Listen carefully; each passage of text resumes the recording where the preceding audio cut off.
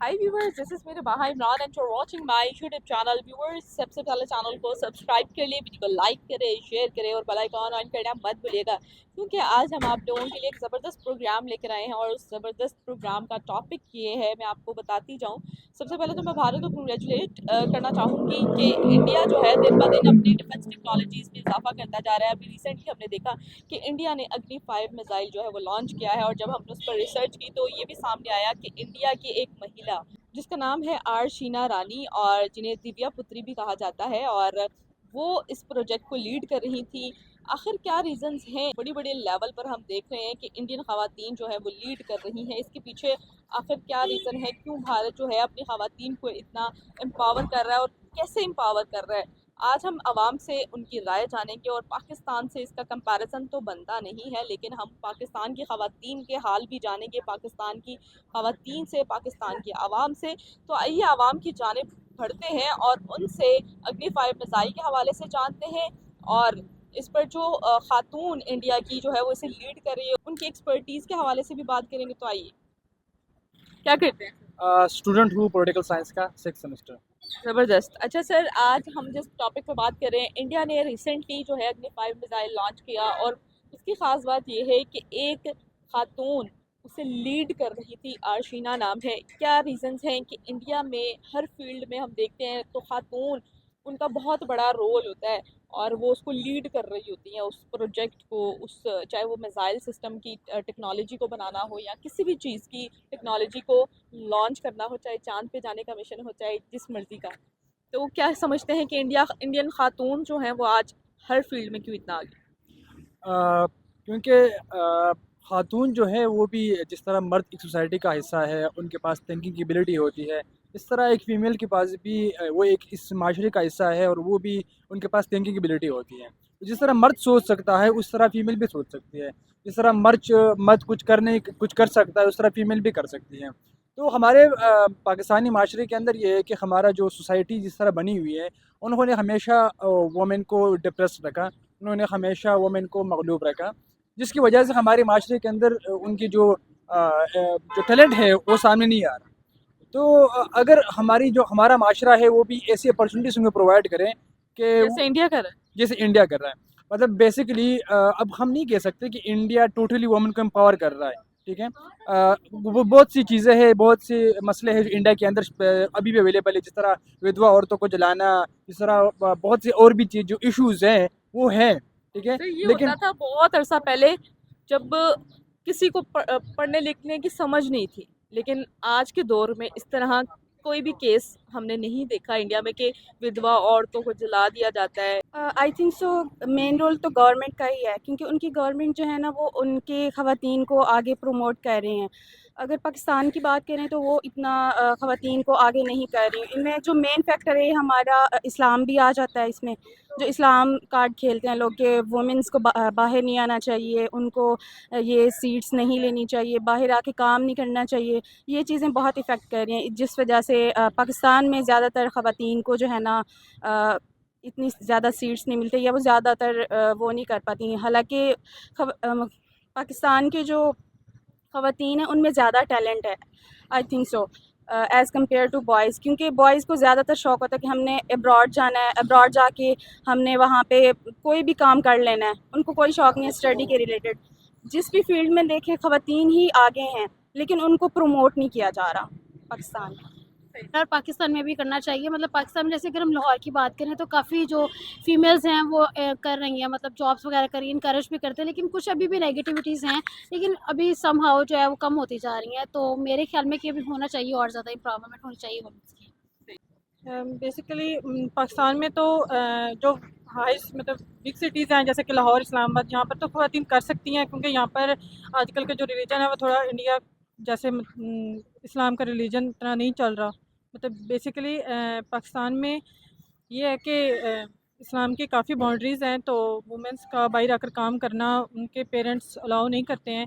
लेकिन आजकल देखा जाए तो यहाँ पे सिटीज़ वगैरह में काफ़ी वुमेंस जो हैं वो सोसाइटीज़ के इस टाइम पॉलिटिक्स में आ रही हैं। तो मुझे लगता है कि जो करना चाहें वो कर सकती हैं, उनके लिए उनके पेरेंट्स उनको अलाउ भी कर सकते हैं। क्योंकि ये लोग इंडिया के सेकुलर वगैरह और इनके प्रमोट करते हैं, जो कि इनके प्राइम मिनिस्टर वगैरह। और क्योंकि हमारे जो पाकिस्तान में इतना मतलब ख़वातीन को इतना मतलब राइट्स नहीं देते कि वो बाहर निकले अपनी मतलब स्टैंड ले सके, तो वहाँ पे मतलब सेकुलर सिस्टम, वहाँ पे ख़वातीन को ज़्यादा प्रमोट किया जा रहा है, तो यही वजह हो सकता है। तो आखिर क्या रीज़न है पाकिस्तान में उस तरह वुमेन एम्पावरमेंट पे फोकस नहीं हो रहा? ये वजह ये है कि यहाँ के सबसे पहले तो अगर माहौल की सब देखे, मतलब कि लोगों में नेगेटिविटी ज़्यादा है। इसी वजह से भी अगर ख़वातीन निकले तो लोग उसे गलत नज़र से देखते हैं, इसी वजह से भी वो डर के काम नहीं करते, इसी वजह से। और इंडिया में इस तरह का नहीं, पहले बहुत था, अभी बहुत कम हो गया है, तो इसी वजह से वो लोग आगे हमसे जा रहे हैं, तो यही वजह हो सकता है। नहीं तो अच्छी बात है ना कि अगर वो अपनी वुमेंस को आगे लेकर आ रहे हैं, मतलब वो डिपेंडेंट नहीं हो रही है ना वुमेंस पे। तो इस तरह ये है कि वहाँ पर बाकी हालात भी फिर इस तरह से ही चल रहे हैं, वुमेंस और मेंस का मतलब कोई ये डिफ्रेंसिएशन तो है ही नहीं है ना। तो ये मेरे लिए तो बहुत अच्छी बात है कि इंडिया में ऐसे और पाकिस्तान में भी ऐसा होना चाहिए।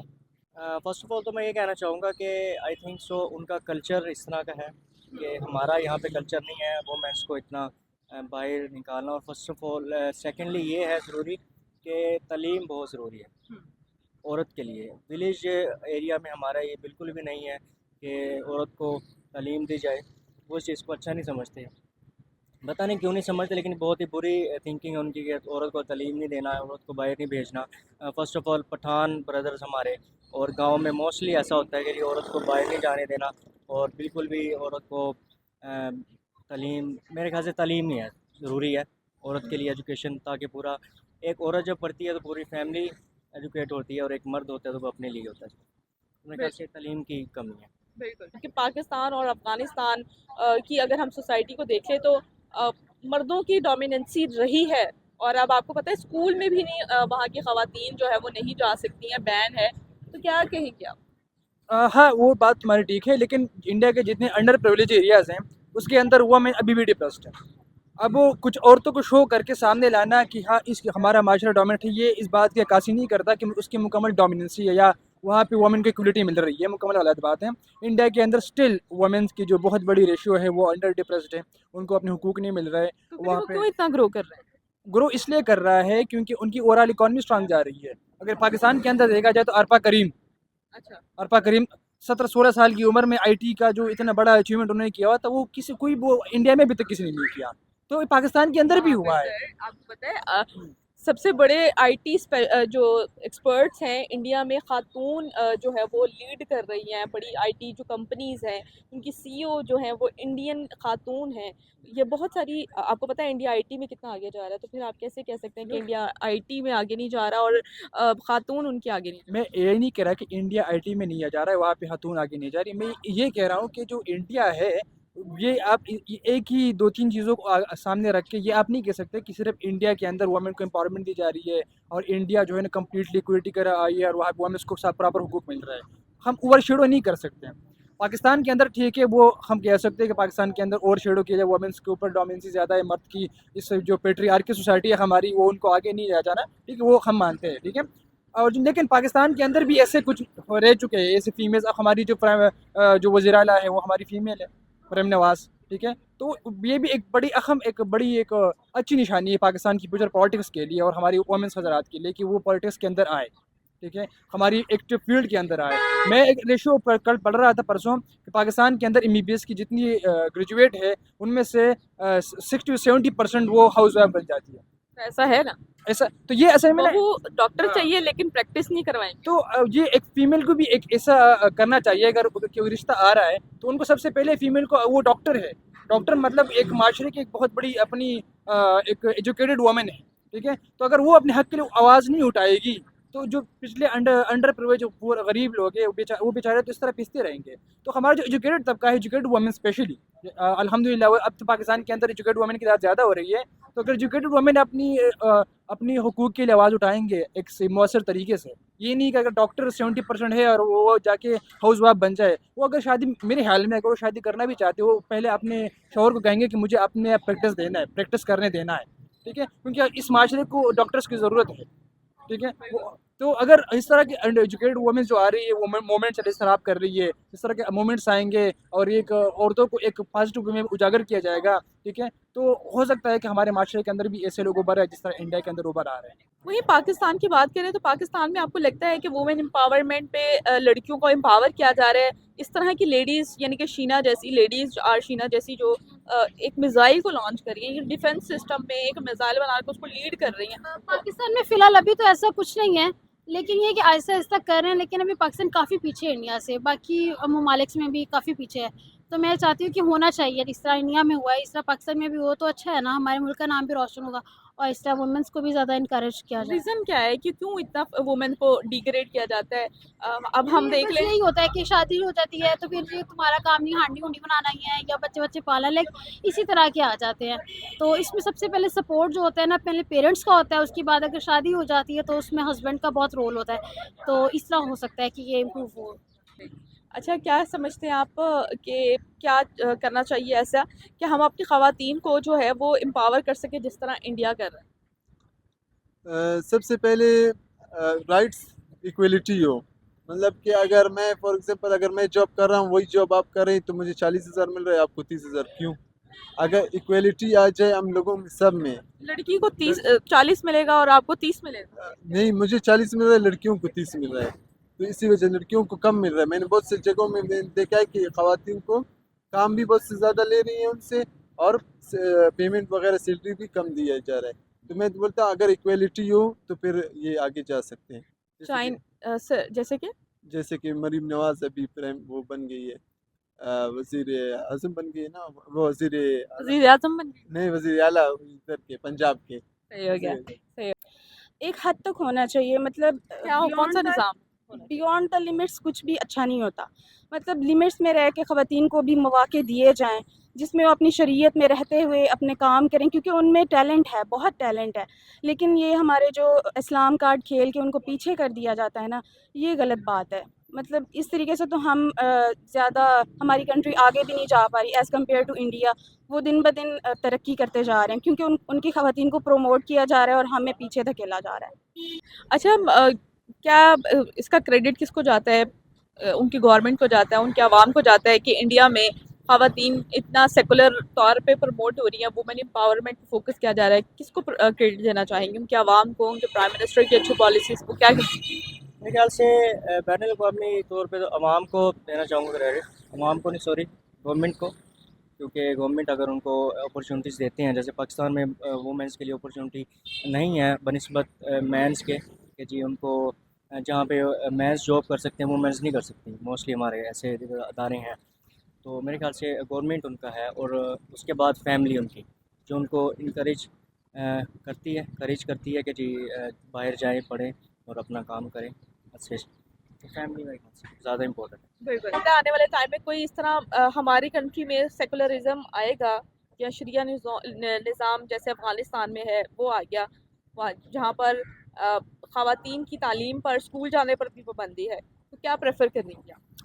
देखें, जैसे कि अभी हमारे गवर्नमेंट के हालात जा रहे हैं, अगर यही सब कुछ रहा तो मुझे नहीं कुछ बेटरमेंट नज़र आ रही कि ख़वातीन को कोई प्रमोट किया जाएगा। अगर कोई अच्छी हमारी हुकूमत आती है जो है ना यंग जनरेशन पे अगर वो फोकस करें, तो अभी जो भी बैठे हैं ना सारे पुराने ख़यालात वाले बैठे हैं और उनको कोई वो नहीं है, मतलब वो सोचते ही नहीं है यंग जनरेशन के कि उनको प्रमोट कैसे करना है। इसलिए जो मेजर हमारी यूथ है ना वो बाहर को ही प्रेफर कर ले कि हमने अब्रॉड जाना है, क्योंकि पाकिस्तान में तो उनको कोई कुछ समझ ही नहीं रहा। तो अगर हमारी गवर्नमेंट इस चीज़ पे हमारी यूथ पे फोकस करे ना तो बेटरमेंट आ सकती है। क्या हमें उनसे सीखना चाहिए जिस तरह वो अपनी खातून को एम्पावर कर रहे हैं? क्या हमें आज की डेट में इंडिया से सीखना चाहिए? हाँ, बहुत सी चीज़ों में हमने इंडिया से सीखना चाहिए, वुमेन एम्पावरमेंट में भी इंडिया से सीखना चाहिए। हाँ, ये बात हम कह सकते हैं, ठीक है। और सीखना इस तरह चाहिए कि असल में सीखना इस तरह चाहिए कि हम उनसे भी ज़्यादा अच्छी तरीके से कर सकें। अब ये नहीं कि वो मुकम्मल एक स्टैंडर्ड हमारे लिए क्रिएट हो गया, स्टैंडर्ड नहीं होना चाहिए।